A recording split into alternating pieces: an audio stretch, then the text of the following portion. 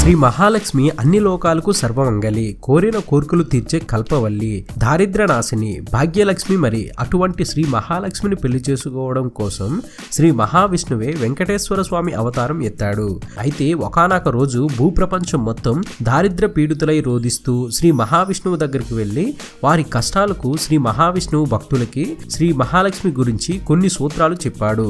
సిరి సంపదలు మెండుగా కలగాలి అంటే ఈ 5 సూత్రాలు తప్పనిసరిగా ఆచరించాలని హిందూ ధర్మశాస్త్రం ప్రబోధిస్తుంది. ఇంతకు అవి ఏంటి అంటే, రోజు ఉదయం సాయంత్రం నువ్వుల నూనె లేదా ఆవు నెయ్యితో దీపం పెట్టాలి. ఇలా చేస్తే ఇంట్లో దరిద్రం తొలగిపోతుంది. ఆర్థిక ఇబ్బందులు బాధ పెడుతున్న వేళ నోరు లేని మూగజీవులకు రోజు ఏదో ఒక ఆహారం పెట్టాలి. ముఖ్యంగా ఆవు లేదా పాలు ఇచ్చే పాడి పశువులు, కుక్కలకు, ఇలా మూగజీవులకు తిండి పెడితే చాలు మహాలక్ష్మి త్వరగా అనుగ్రహిస్తుంది.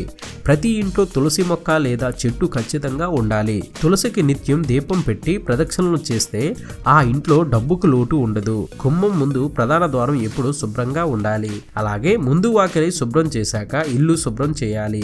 ఇలా చేస్తే శ్రీ మహాలక్ష్మి కటాక్షం శీఘ్రంగా లభిస్తుంది. లక్ష్మీదేవిని ఎప్పుడు గణపతితో, శ్రీ మహావిష్ణుతో పూజించాలి. ఇలా చేస్తే సిరులు తల్లి అనుగ్రహిస్తుంది.